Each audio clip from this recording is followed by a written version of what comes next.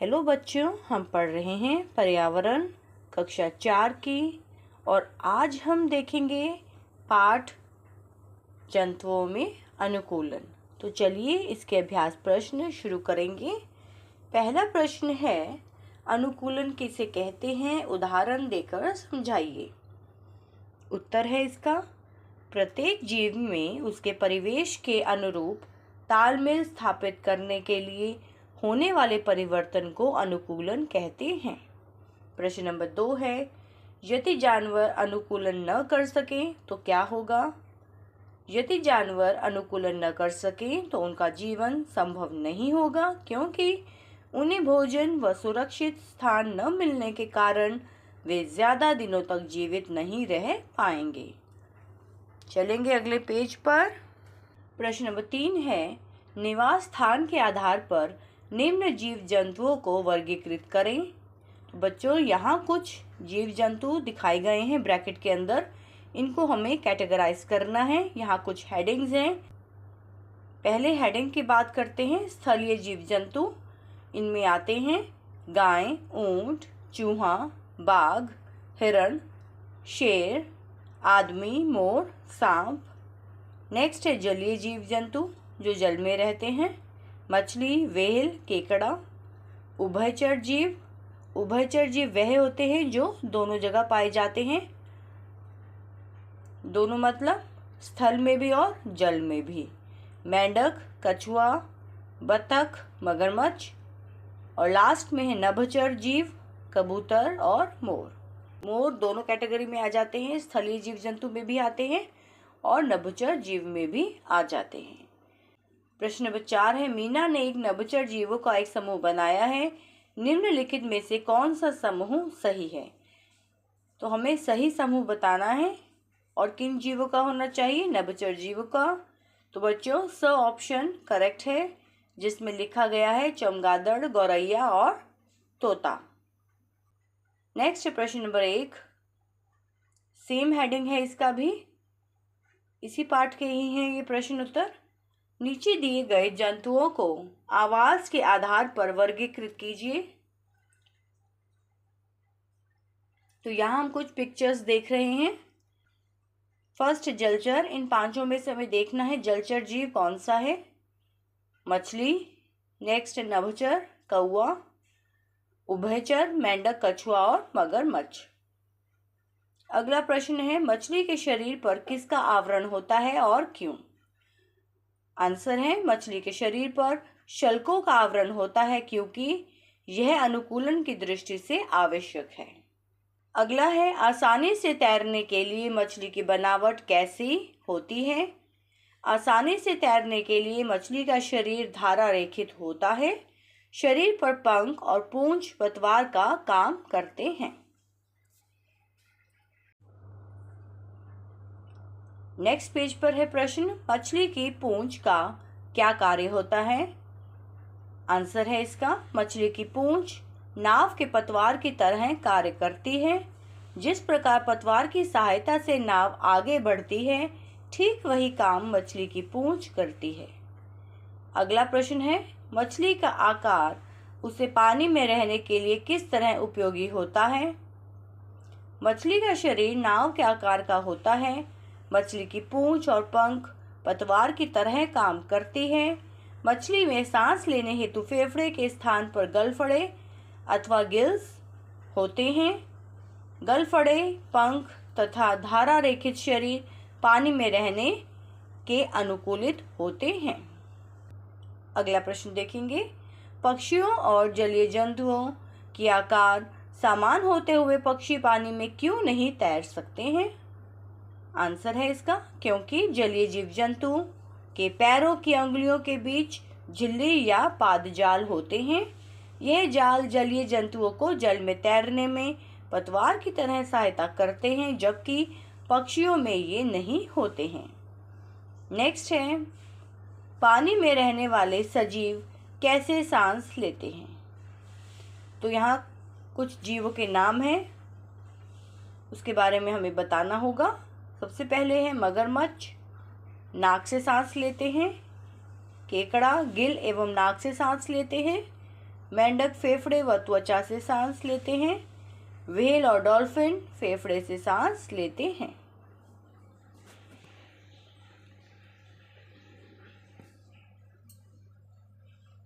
आगे है प्रश्न नंबर 1। चित्र में दिए गए जानवर के पैरों की क्या विशेषताएं हैं? यह विशेषताएं उसकी पानी में रहने में क्या मदद करती हैं?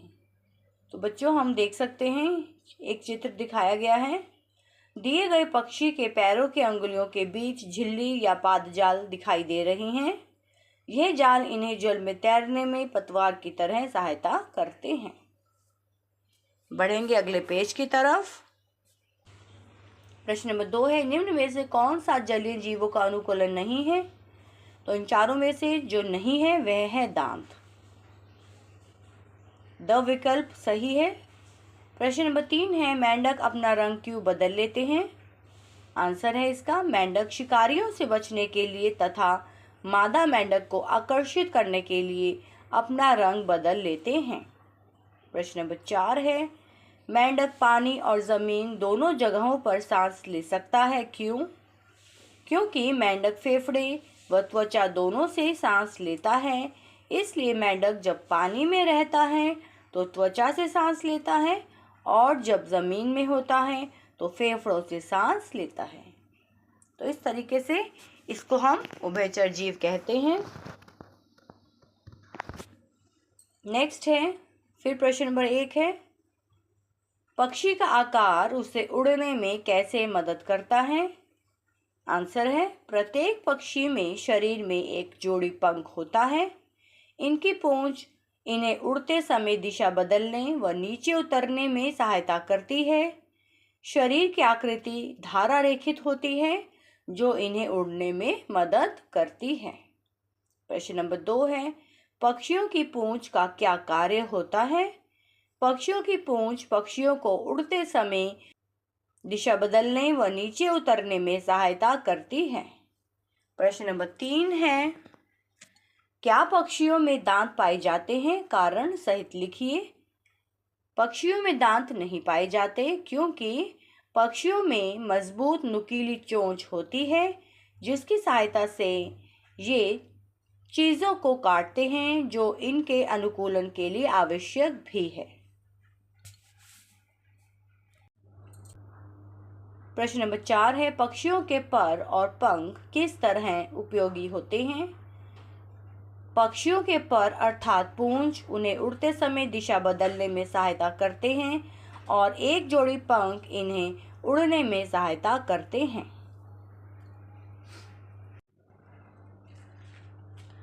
प्रश्न नंबर 5 है, पक्षियों की हड्डियां कैसी होती हैं और क्यों? पक्षियों की हड्डियां खोखली व हल्की होती हैं और शरीर का आकार धारारेखित होने के कारण ये उड़ने में सहायता करती हैं। चलिए आगे है प्रश्न नंबर 6। नीचे कुछ पक्षियों एवं उनके पैरों के चित्र दिए गए हैं, उन्हें देखकर निम्न तालिका को भरिए। तो बच्चों यह कुछ पक्षी हैं और उनके पैरों के चित्र हैं। तो हमें फर्स्ट हेडिंग देखना है, पैर कैसे मदद करते हैं, और दूसरा हेडिंग है चोंच कैसे मदद करती है। तो पहले पक्षी की बात करते हैं। पेड़ों को मजबूती से पकड़ने और पेड़ की डाल को पकड़कर लटकने में। फिर है चोंच कैसे मदद करती है? लंबी चोंच इन्हें शिकार करने में मदद करती है। सेकंड पिक्चर पर आते हैं। इन पक्षियों के पैर पतवार की तरह होते हैं जो इन्हें तैरने में सहायता करते हैं। चोंच कीड़े मकोड़े पकड़ने में सहायक होते हैं। नेक्स्ट थर्ड इमेज पर आएंगे। इनके पंजे विशालकाय होते हैं जो शिकार को लेकर उड़ने में मदद करते हैं। इनकी चोंच बहुत नुकीली होती है जो शिकार करने में सहायता करती है। और लास्ट है, इनके पंजे छोटे छोटे होते हैं जो किसी चीज़ को मजबूती से पकड़कर बैठने में सहायक होते हैं। इनकी चोंच छोटी होती है जो इन्हें दाना चुगने में मदद करते हैं। नेक्स्ट है प्रश्न नंबर 1 है, चूहा और सांप जैसे रेगिस्तानी जानवरों में कैसा अनुकूलन पाया जाता है? चूहा और सांप रेत के बिलों में छिपे रहते हैं, जो इन्हें सूरज की गर्मी व शरीर को पानी की कमी से बचाने में मदद करती है। प्रश्न नंबर 2 है, रेगिस्तान में रहने वाली लोमड़ियों के कान बड़े होते हैं, इस अनुकूलन से उन्हें क्या मदद मिलती है? तो बच्चों इमेज भी दिखाई गई है, कान कितने बड़े हैं इनके। आंसर देखेंगे। नंबर 1 है, सूर्य की तेज रोशनी व गर्म रेत से बचने के लिए। नंबर 2, शिकार का पता लगाने में। और नंबर 3 है, लोमड़ी को ठंडा रखने में मदद मिलती है। चलिए प्रश्न नंबर 3 है, बिल में रहने वाले जीवों की विशेषताएं लिखिए। बिल में रहने वाले जीव जैसे चूहा, नेवला, बिच्छू आदि बिल का निर्माण अपने को सुरक्षित रखने और वातावरण में अनुकूलन बनाए रखने में करते हैं। प्रश्न नंबर 4 है, गाय और शेर क्या क्या खाते हैं? इनके दांतों और नाखूनों की तुलना कीजिए। यहाँ फोटो भी दिखाई गई है, इमेज है यहाँ, तो दोनों की हमें तुलना करनी है। किस बेसिस पर? दांतों और नाखूनों के आधार पर। सबसे पहले बात करेंगे गाय की। गाय हरी घास, भूसा, पुआल, अनाज आदि खाती हैं। इनके दांत चपटे, सपाट व मजबूत होते हैं। गाय के खुर होते हैं। फिर बात आएगी शेर की। शेर मांसाहारी होने के कारण जानवरों का शिकार करते हैं। इनके दांत एवं लंबे नाखून दोनों नुकीले होते हैं। प्रश्न नंबर 5 है, जानवरों के दांत अलग अलग तरह के होते हैं, उनके प्रकारों को उदाहरण सहित लिखिए। तो सबसे पहले है मजबूत। ये होते हैं हिरण, गाय, भैंस, बकरी आदि के। नुकीले दांत शेर, तेंदुआ, बाघ, भेड़िया आदि के। नेक्स्ट पेज पर चलेंगे। प्रश्न नंबर 6 है, अपने आसपास पाए जाने वाले पक्षियों की सूची बनाइए। गौरैया, कौआ, कबूतर, तोता, मोर, मैना, बतख, बगुला, कठफोड़वा आदि। नेक्स्ट है प्रश्न नंबर 1, जंगल में रहने वाले चीता या बाघ जैसे जानवरों में अपना भोजन खोजने के लिए किस तरह के अनुकूलन पाए जाते हैं? आंसर है, जंगल में रहने वाले चीता या बाघ जैसे जानवरों का मटमैला रंग उन्हें घास के मैदान में छिपने में मदद करता है। चेहरे के सामने की आंखें उन्हें वन में दूर तक शिकार खोजने में मदद करती हैं। उनके अगले पैर के नख लंबे व नुकीले होते हैं, जो उन्हें शिकार पकड़ने में मदद करते हैं। चलिए प्रश्न नंबर 2 की तरफ। मैदानी क्षेत्रों में रहने वाले हिरणों में क्या क्या विशेषताएं होती हैं? सही विकल्प का चयन कीजिए। तो बच्चों यहाँ 4 विकल्प हैं। इन चारों में से जो सही विकल्प है वह है 1, 3 और 4। चलिए हम इसको पढ़ लेते हैं। नंबर 1 है, पौधे के कठोर तनों को बचाने के लिए उनके दांत मजबूत होते हैं। नंबर 3 है, खतरों की जानकारी के लिए इनके लंबे कान तथा सिर के बगल में आंखें होती हैं। नंबर 4 है, शिकारी से दूर भागने में उनकी तेज गति मदद करती है। तो ये सही विकल्प थे और ये थी विशेषताएं मैदानी क्षेत्रों में रहने वाले हिरणों की। चलिए प्रश्न नंबर 3 है, शेर और भेड़ अपने अपने समूह में रहते हैं, यह उनके लिए कैसे फायदेमंद हो सकता है? शेर और भेड़ अपने अपने समूह में रहते हैं क्योंकि समूह में रहने से एक दूसरे को सुरक्षा का एहसास होता है, किसी संकट का सामना मिलकर करते हैं। फिर है प्रश्न नंबर 1, गिरगिट के अंगों के अनुकूलन किस प्रकार उसे पेड़ पर अपना अधिकांश जीवन जीने में मदद करता है? लिखिए। तो बच्चों यहाँ हम इस गिरगिट की फोटो भी देख सकते हैं। सबसे पहले बात आएगी पूंछ की। पूंछ से उसे खतरे का पूर्वानुमान अर्थात आभास हो जाता है तथा किसी टहनी को पकड़कर लटकने में भी मदद करती है। अब पूछा गया है जीभ। गिरगिट की लंबी जीभ होने के कारण वह काफी दूर स्थित शिकार को पकड़ने में मदद करती है। लास्ट में है चमड़ी अर्थात त्वचा। गिरगिट परिस्थितियों के अनुसार अपना रंग बदल लेते हैं। इनकी त्वचा में 4 परत होती हैं और पारदर्शी भी होती हैं। तो ध्रुवीय क्षेत्रों में कौन कौन से जानवर पाए जाते हैं? इन जानवरों में ठंड से बचने के लिए किस तरह का अनुकूलन पाए जाते हैं? तो चलिए इसका आंसर देखेंगे। ध्रुवीय क्षेत्रों में पोलर बियर, पेंगुइन, शील, सावन, मछली आदि पाए जाते हैं। इन जानवरों में ठंड से बचने के लिए शरीर पर मोटी त्वचा और उनके नीचे वसा की परत व त्वचा के ऊपर घने व लंबे बाल पाए जाते हैं। प्रश्न नंबर 3 है, रात में शिकार पर जाने वाले जानवरों जैसे उल्लू और चमगादड़ में कौन से अनुकूलन पाए जाते हैं? आंसर है, उल्लू व चमगादड़ की आंखों की बनावट अलग होने के कारण इनको रात में स्पष्ट दिखाई देता है। कान नरम व पंख मूक उड़ान भरने में सक्षम हैं, जिससे ये अपना शिकार व शत्रुओं से अपनी रक्षा कर लेते हैं। नेक्स्ट है प्रश्न नंबर 1, नीचे दिए गए चित्रों को देखकर बताइए कि इन जानवरों की शारीरिक संरचना किस प्रकार उन्हें भोजन प्राप्त करने और शिकार से बचाने में मदद करती है। तो बच्चों यहाँ हमें 3 इमेजेस दिखाई दे रही हैं। सबसे पहले हम बात करेंगे फर्स्ट इमेज की। ये है जिराफ।